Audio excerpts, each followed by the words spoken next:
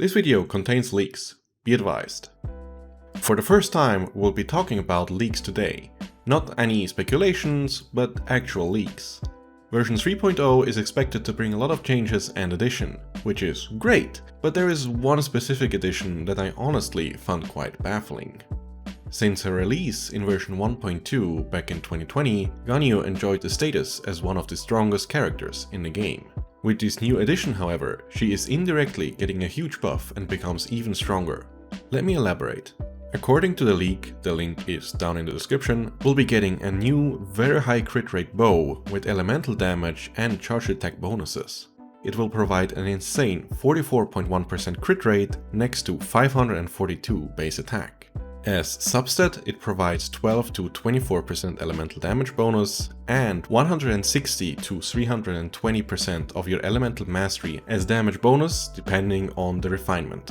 This allows you to build your Ganyu without relying on the Blizzard Strayer artifact set, as you will gain more or less the same amount of elemental damage bonus as well as the crit rate from the weapon alone. In fact, along with her base crit rate of 5%, her passive talent, which grants her 20% on charge attacks, and the 44% of the weapon you already reach 69% crit rate without any additions. If you include a cryo support such as Rosaria or Shenhe for the elemental resonance, you already have 84% without any single artifact substat, meaning you can use other artifact sets than the Blizzard Strayer set, which leads to some truly juicy effects. A solid choice would be Shimenawa's, as the 4-piece bonus grants you 50% attack bonus on charge attacks. But there's only one usually overlooked choice which should be made in that case. The good old Wanderers brings with its 2-piece bonus 80 elemental mastery, and as a 4-piece bonus 35% damage on charge attacks with bows and catalysts. Special in that bonus is that unlike with the Shimenawa's, which increases your attack damage by 50% for charge attacks, it adds 35% on top of all prior damage calculations. Let's make an example. Let's assume we have a base attack of 800 and an attack bonus of another 800 and a crit damage of 100%. We ignore the crit rate and the elemental damage bonus, as the two sets don't differ in that regard, and we assume you always crit. Let's first do the calculations without any set. For that, we add the base attack and the attack bonus together and multiply that result with the crit damage.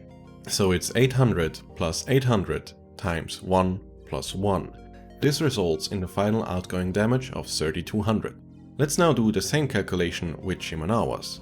That makes 800 plus 800 as before, and now we add another 400 from the 50% granted by the 4-piece set bonus, and now we multiply this again by the same amount, which grants us a total crit damage of 4000. Quite a buff. Now let's do the same with the Wanderer's trope.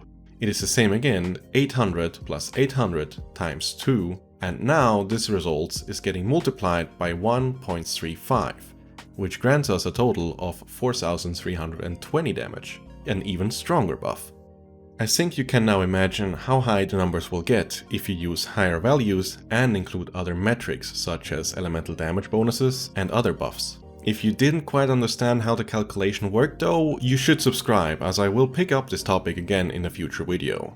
If you happen to have Ganyu or any other bow user that uses charge attacks, if you have Ganyu, you should consider rolling for this weapon in the upcoming version 3.0.